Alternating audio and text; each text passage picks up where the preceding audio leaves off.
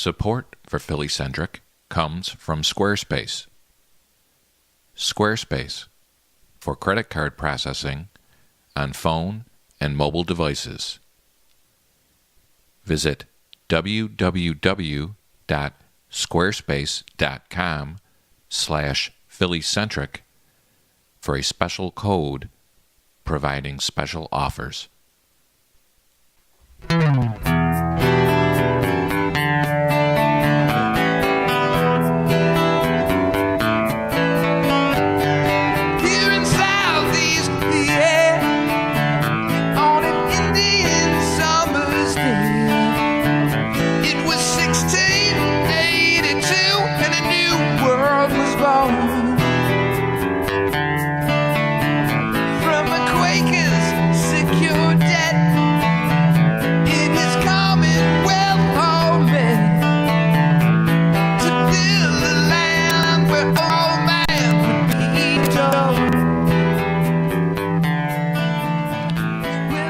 WPHD and Pearl Productions, this is Philly-Centric.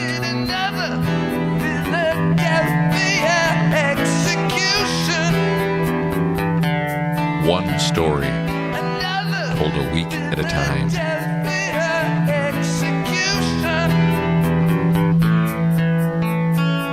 Philadelphia Execution. A true story of murder and American justice by Dave Emmi.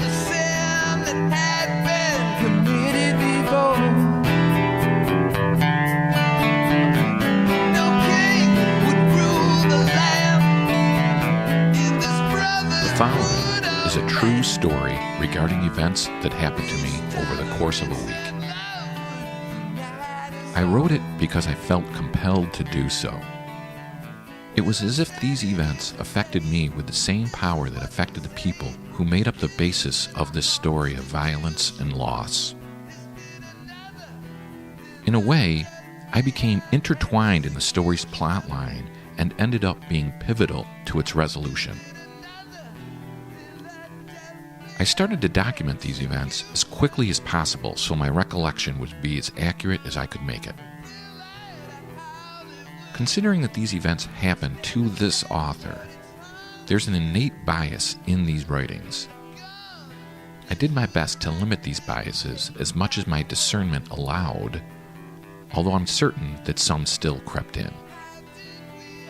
I utilized the assistance of voice recognition software in recording the story to facilitate its creation upon the written page.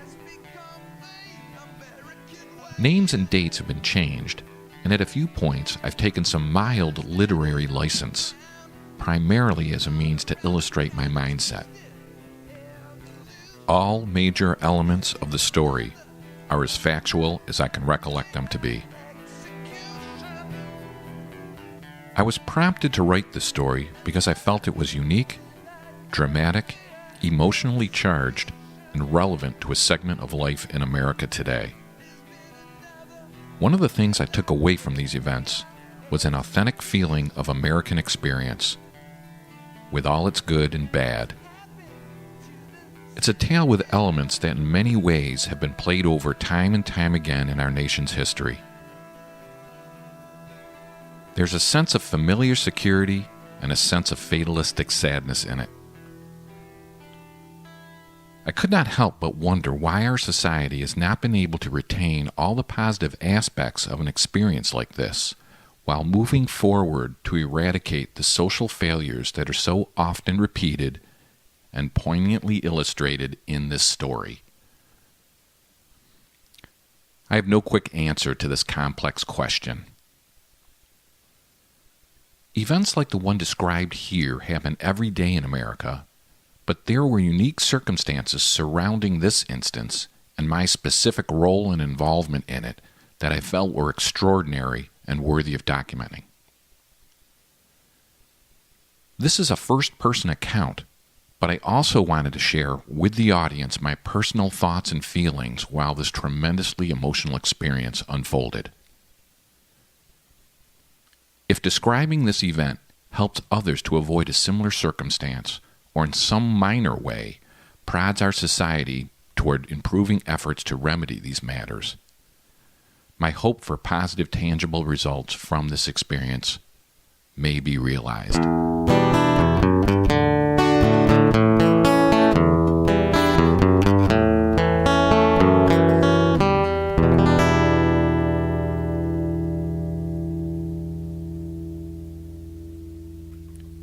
The families of the victim and the defendant were led from the courtroom minutes before the autopsy photos were being distributed to us in the jury box.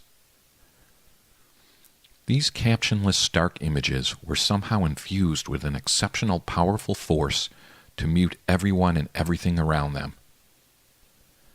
The 8 photos were enlarged, and before they reached me as juror number 3, I could see the piercing blue, brown, and red colors emanating from the prints. When I held them upon closer examination, they seemed almost surreal to me.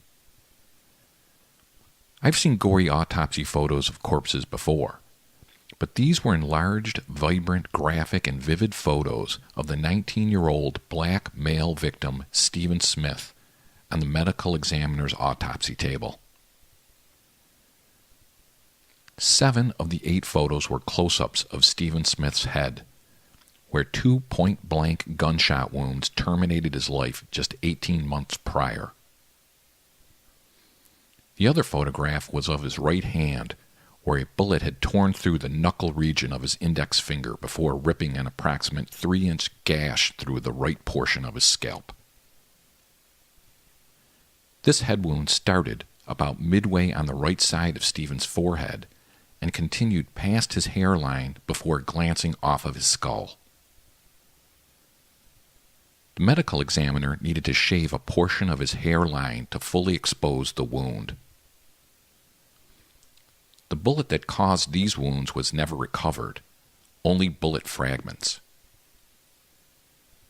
After the bullet slashed through his scalp, it likely disintegrated against the pavement or the concrete siding of a row house nearby. The second bullet entered Stephen's head just above the corner of his left eye, between his temple and eyebrow. This bullet entry wound was no larger than the bullet itself. It almost looked like a thin cut next to his closed left eye. This round did its fatal damage in Stephen's skull and was lodged there when his body was recovered.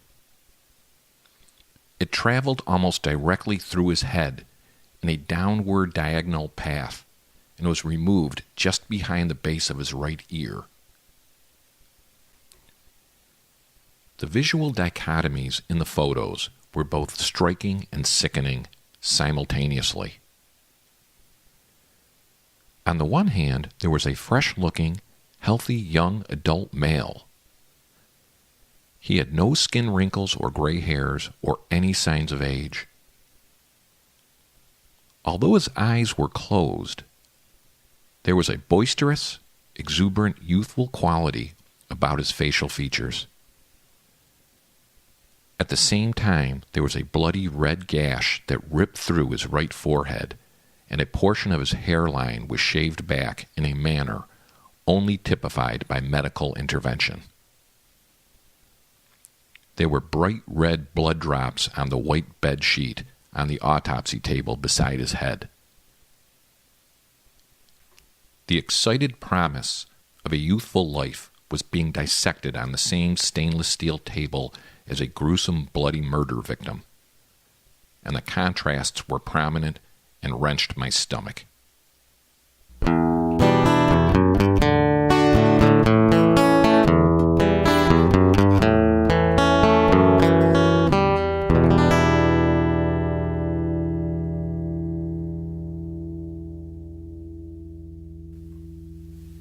This whole story starts with my having an extended vacation from the corporate work environment that I had toiled in for the past decade. A vacation may not be the most accurate term because I accepted a severance package from my previous employer and was working toward a career change. Although I wasn't working in the 9-to-5 corporate environment, I was actively engaged in writing a book that bridged the link between computer information systems, genetics, and psychology. I also have a home recording studio, and I was recording a backlog of material that I had written and never had a chance to finalize. I was no longer awakening to an alarm clock, a shower, business attire, and rush hour, but I was up and about by 8 a.m., working most nights on these projects well past midnight. At this time, I received a letter from my county requesting that I appear for jury duty. Up to this point, I had successfully dodged this civil obligation. I'm no anarchist, and I see a vital role for government and law and order in a civilized society. But by and large, I saw the American political and criminal justice systems as in need of reform. The original tenets they were founded upon I believed were noble, but I also believed corruption and self-serving agendas had left us with a system that poorly served its citizenry, and I was not optimistic about this system's future. Therefore, I was against donating my valuable time to participate in a process that I felt had become fundamentally flawed. That said, I had read somewhere in a self-help newspaper column that one should try to serve on a jury sometime in their life. The article expressed a sentiment that participating in this activity would help establish a new knowledge and respect for civic duty and responsible citizenship. Having recently seen a few nationally televised high-profile criminal cases, a pedestrian interest in our criminal justice system was also sparked in me. Additionally, I know a number of attorneys, and we often talk about the dynamics of noteworthy cases. Considering that I was now working on my own schedule, I thought it might be a good time for me to attempt to participate. I had developed my own ideas about our criminal justice system and thought that this would give me the perfect opportunity to examine my beliefs in the light of an actual experience.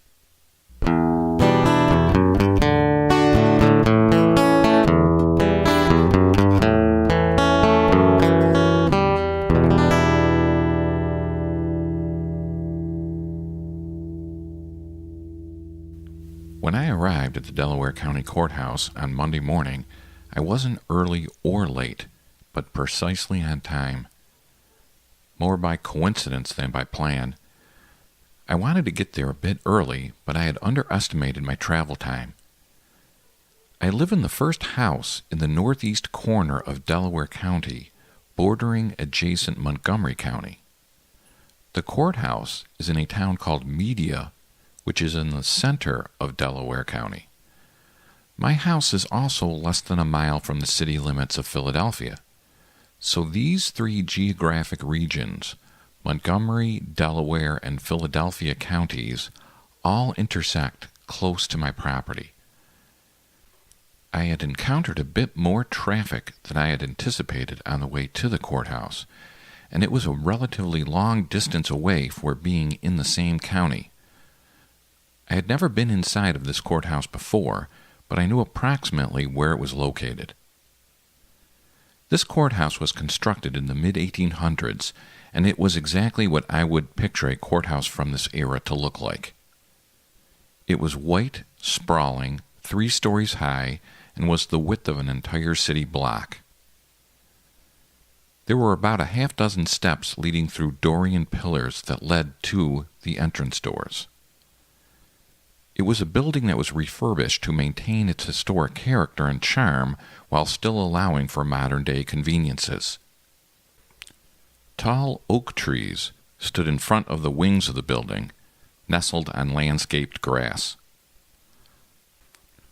Upon entering, one immediately encounters metal detectors, fairly standard in courthouses today, but certainly not a concept pondered by the designers of the building, let alone the framers of the Constitution.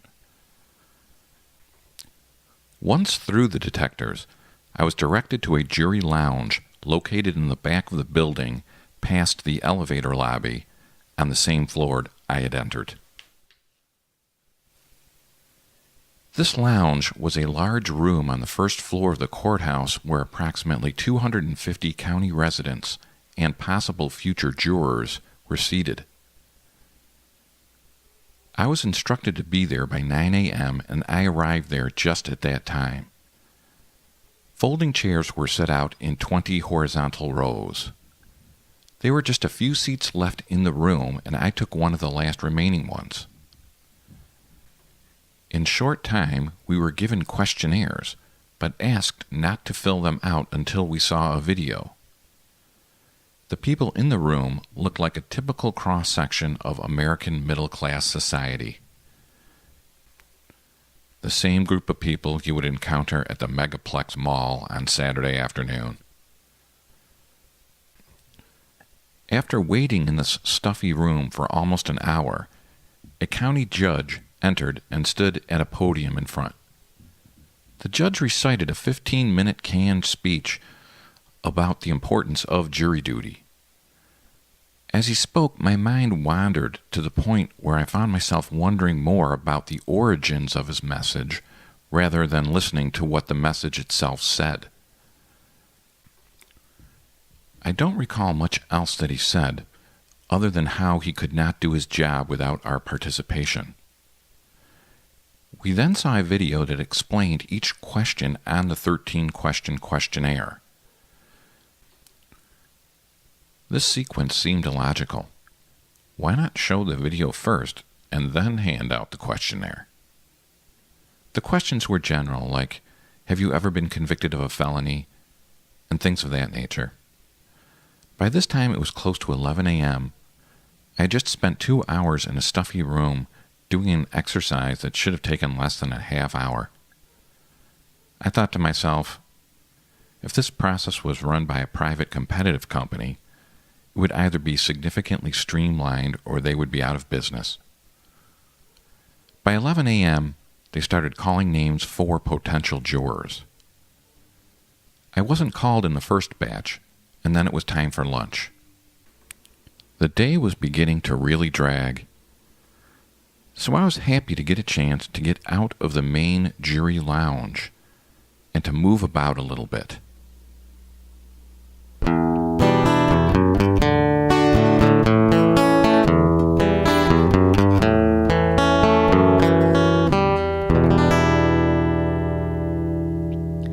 Delaware County has a rich American history, and in many ways the birth of the United States transpired through it.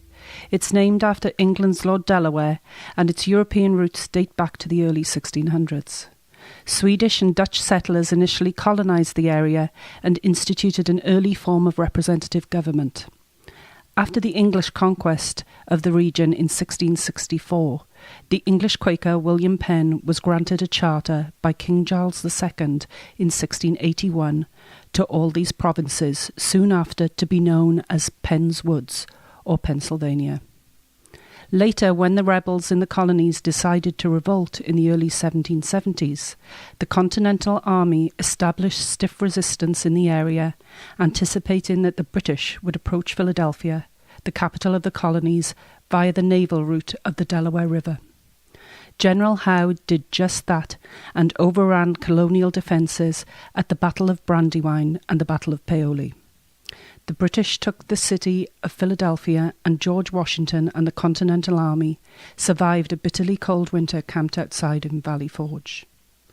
Chester, Pennsylvania was the location of the original Delaware County Courthouse, but it was moved to Media in 1851. The jail and municipal facilities in Chester at the time were badly in need of repair, and Chester is located at the southern end of the county.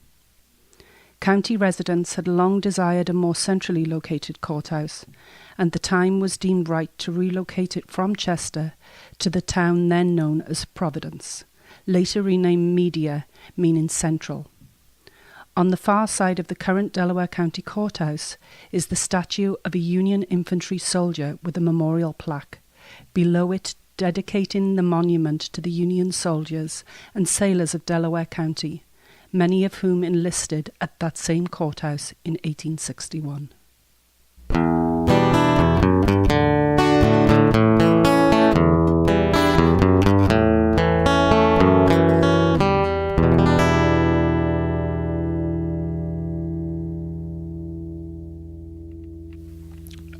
lunch in the basement cafeteria of the courthouse. It was raining that day, so many court employees also ate there. It was standard cafeteria fare, and I had the daily special of spaghetti and meatballs with a side salad for $5. I ate alone while reading the newspaper. I returned to the jury lounge by 1:15 p.m., and shortly thereafter they started calling names for potential jurors.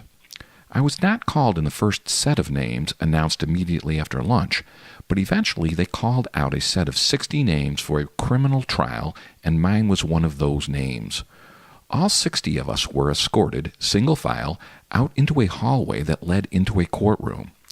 We were all assigned sequential numbers in the hallway, and I coincidentally recognized the woman next to me.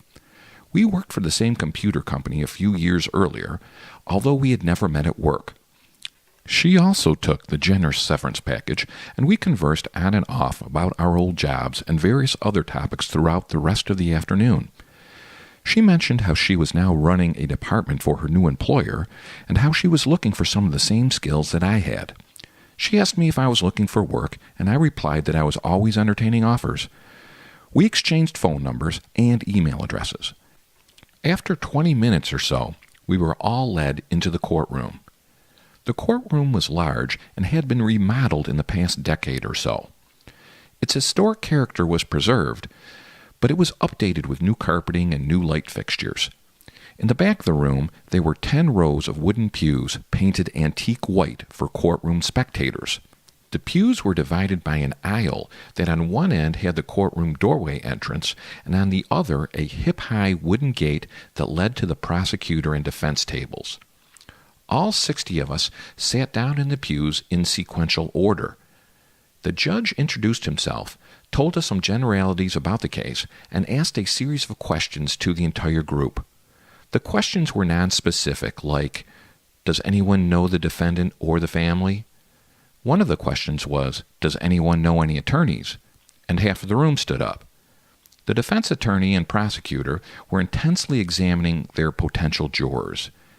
They were taking copious notes, all the time sizing us up, trying to get any piece of information they could garner from our appearances, body gestures, or how we replied to the judge's questions.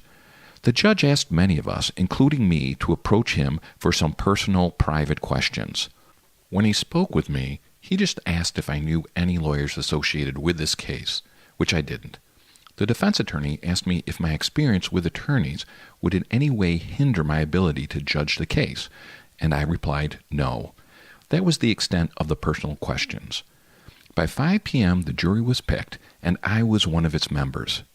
There were 14 of us in all, 12 jurors and 2 alternates. My newly made ex-coworker friend was not picked. The 14 that were selected were all amongst the first 25 potential jurors seated in the courtroom. I can only speculate on why I was picked, but I think a significant factor was that I was sitting in the front row and the attorneys had a good look at me. I was dressed casually but neatly, and there wasn't anything objectionable about my appearance. I didn't think I fit any specific demographic either attorney was looking for. Rather, I just looked like I would be fair and reasonable. The defendant was black, and all 14 jurors were white. Once I knew I was actually on the jury, I began to realize that I would be settled in here for a while. This old courtroom would be the same one where the case would be tried. I found myself thinking the familiar cliché, "Oh, if these walls could talk."